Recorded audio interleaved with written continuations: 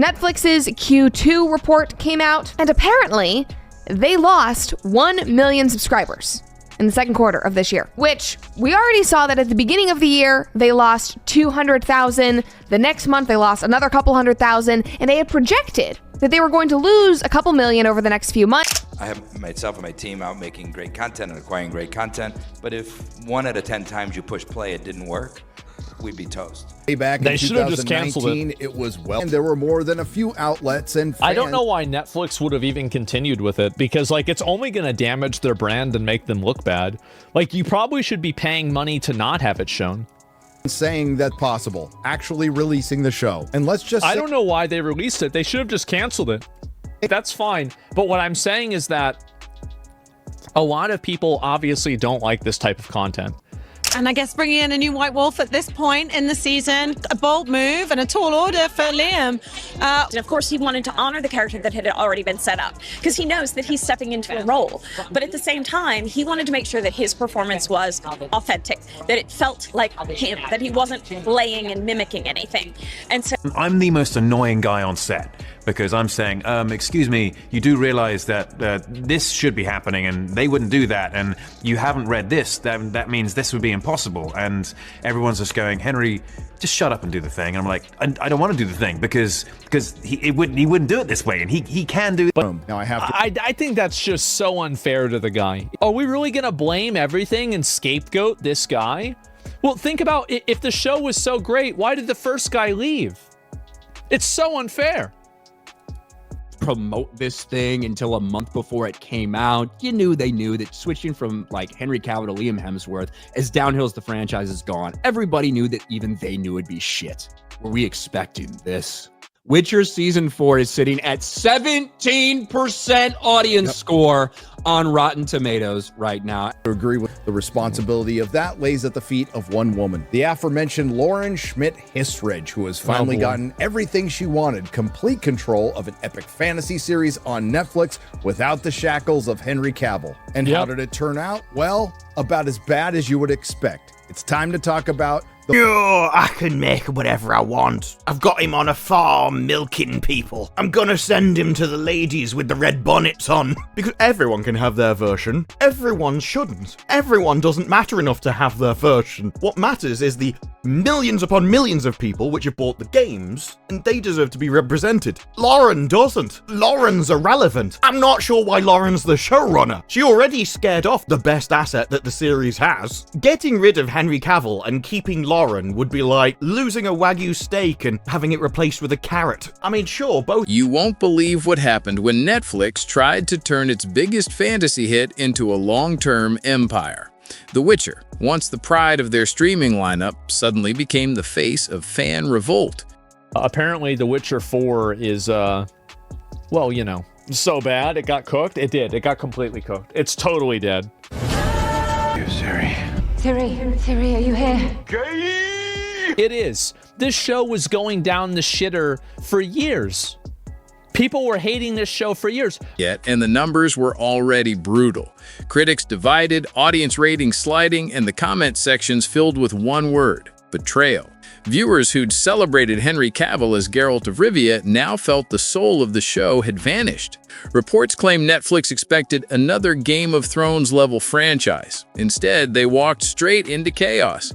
For all the positive reviews, well, you've got IGN, that's never a good sign, and as Critical Drinker says, they can't exactly be trusted when The Penguin got a 5, The Witcher got a 7, and The Marvels got an 8. It basically looks like their score goes up the more girl power a series has. Siri. Although they did give Willow a 9, so there are times when they absolutely knock it out of the park. Fans weren't just disappointed, they were furious. But this meltdown wasn't only about ratings, it was about trust. And the moment that trust cracked, Netflix's fantasy kingdom started to crumble.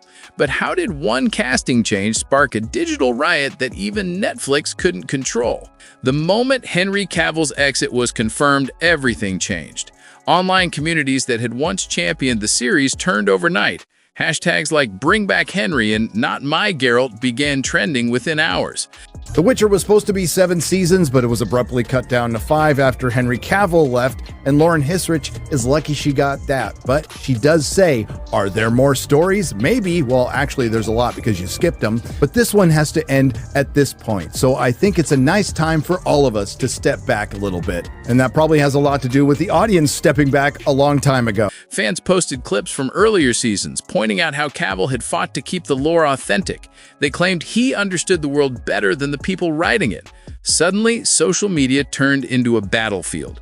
Reddit threads read like open letters to Netflix, filled with heartbreak and sarcasm. Even casual viewers felt the loss. The show's magic, that feeling of stepping into a living fantasy world, seemed to vanish with Cavill's departure. The Witcher showrunner also addressed the backlash to the show.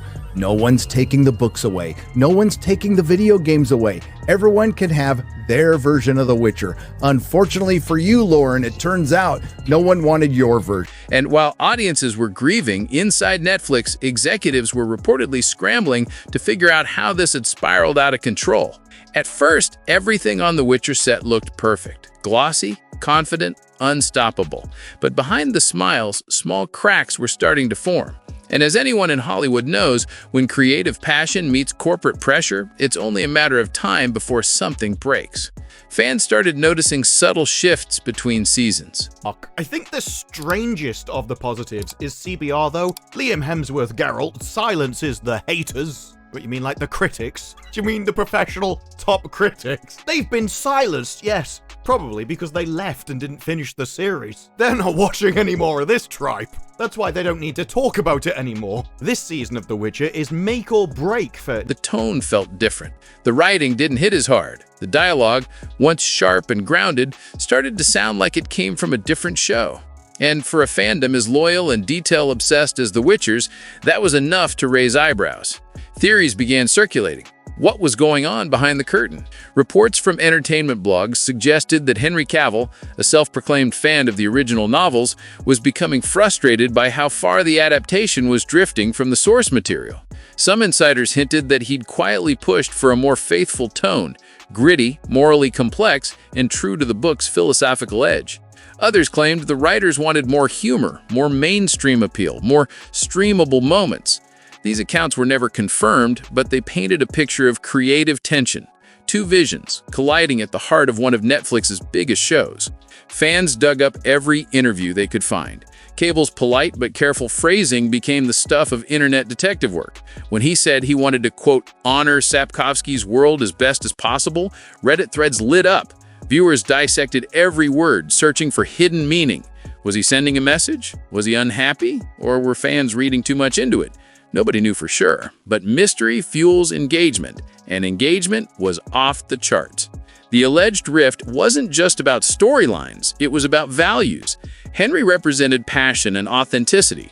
Netflix represented scale and efficiency. One side wanted to protect the heart of The Witcher, the other wanted to expand its universe as fast as possible. It was art versus algorithm, and that tension echoed far beyond this one show.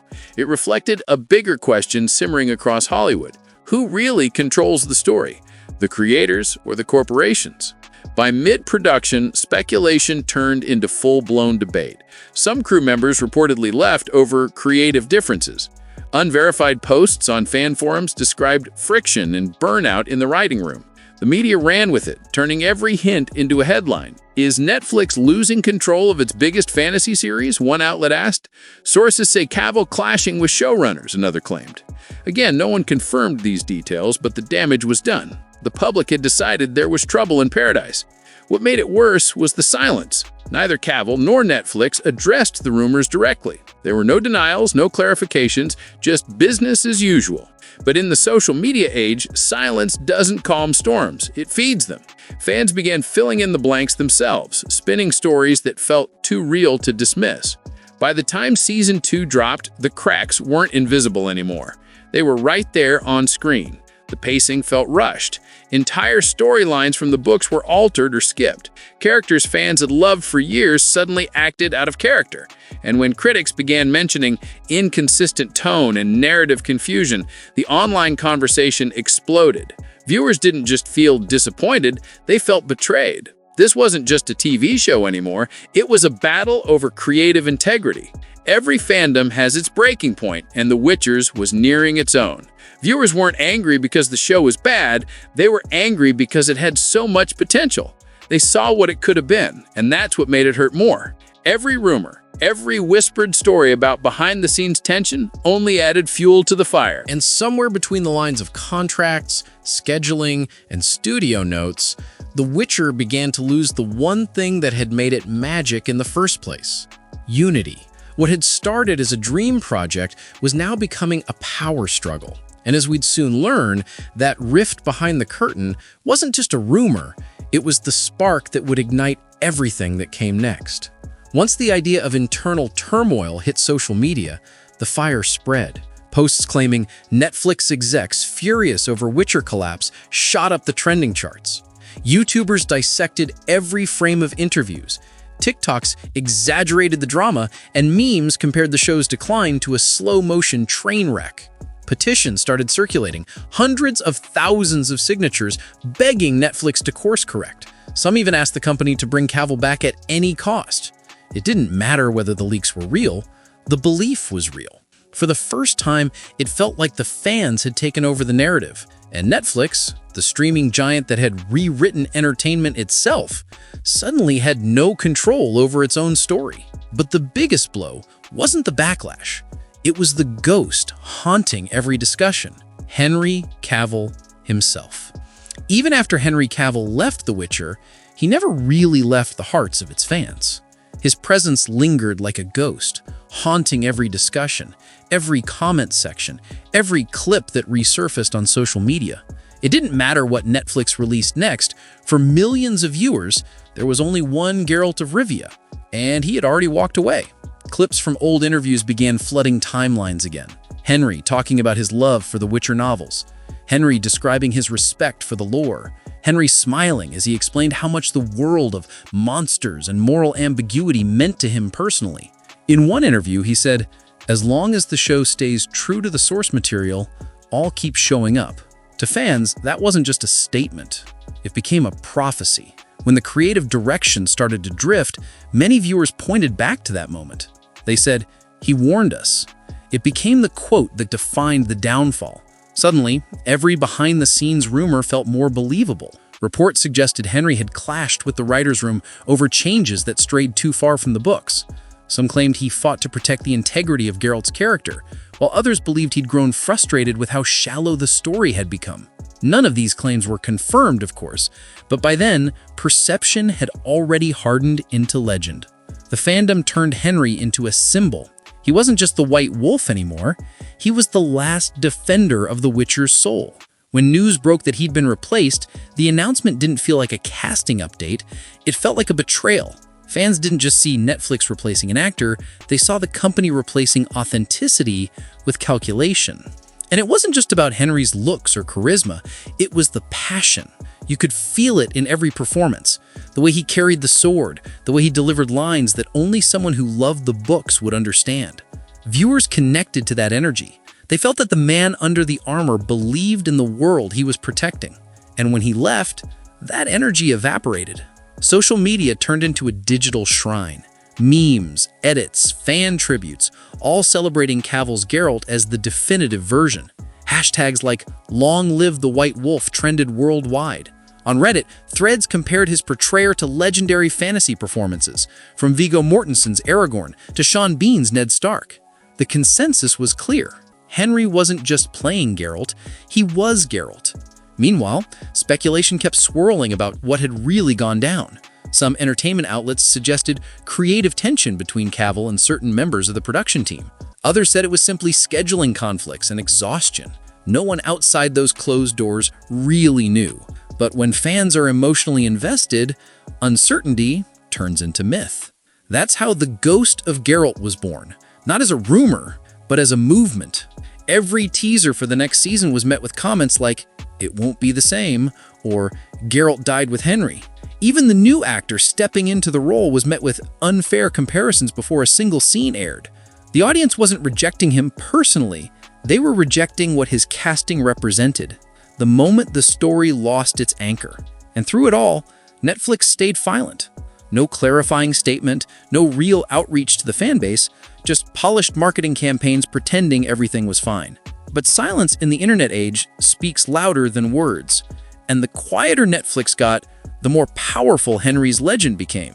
By the time the next promotional cycle began, The Witcher wasn't just a show, it was a symbol of a deeper debate in entertainment: creativity versus corporate control. Henry Cavill became the face of integrity, while the studio became a cautionary tale about what happens when you underestimate your audience. The ghost of Geralt wasn't haunting Netflix out of spite. He was haunting it as a reminder that authenticity can't be replaced, passion can't be faked, and that sometimes walking away makes you larger than the empire you left behind.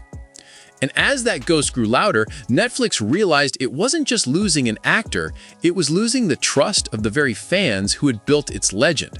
After Cavill's departure sent shockwaves through the fandom, Netflix had a choice to make: either slow down and rebuild trust, or double down and prove they could survive without him. They chose the latter. Within weeks, the announcement dropped. Liam Hemsworth would take up the sword as the new Geralt of Rivia. At first glance, it sounded bold, even admirable, but to fans, it felt like a desperate roll of the dice. The internet exploded with reactions. Some tried to stay optimistic, saying Liam deserved a chance. Others weren't so forgiving. "You can't replace passion with casting," one fan wrote, summing up what millions were thinking. And it wasn't just about losing Cavill, it was about what his exit symbolized. For fans, it was proof that the creative heart of the show had been replaced by corporate strategy. Cavill was seen as a symbol of authenticity, someone who genuinely cared about the lore, while Netflix now looked like a machine trying to patch a hole with star power. Entertainment sites analyzed the move from every angle. Some industry insiders framed it as a strategic refresh meant to extend the show's lifespan. Others claimed it was damage control, a calculated attempt to keep investor confidence high after the backlash.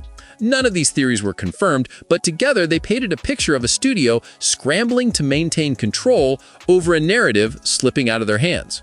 Meanwhile, fans weren't just angry, they were hurt. The show that once united them now divided them into camps. Memes and edits flooded social media. Cavill's Geralt on one side, Hemsworth's potential version on the other. It wasn't even about performance yet. It was about identity. To many, Netflix wasn't just changing an actor, they were rewriting the emotional DNA of The Witcher. But here's the twist. Some fans began to wonder if this gamble could actually work. If Netflix truly listened, if the writing improved, maybe a comeback was possible. Maybe the world of The Witcher could evolve even after losing its central hero. It was a long shot, but hope, even in small doses, keeps viewers watching. Still, every time a teaser or interview dropped, the comments told a different story. "This isn't The Witcher anymore," one read. "It's just a copy wearing Geralt's armor." The sentiment was clear. Netflix's gamble might have saved the production, but it cost them something even more valuable: trust. Industry reports claimed Netflix quietly held a major creative review for its fantasy division. The message was clear: something had to change. Executives allegedly dissected data, comparing The Witcher's early success to its later drop-off. One phrase reportedly stood out: franchise fatigue. Behind the polished language was panic. This wasn't just a show slipping in ratings, it was a flagship collapsing in public. According to insiders, some producers were reassigned, and a new team was brought in to reevaluate the tone and direction. The mood was described as cold and clinical. Netflix wasn't ready to abandon the brand, but it was time for a reset. And that's when talk of something called Project White Wolf started to surface. Just when everyone thought The Witcher was finished, a strange phrase started popping up in online whispers: Project White Wolf. Nobody knew exactly what it meant, but the timing was too perfect to ignore.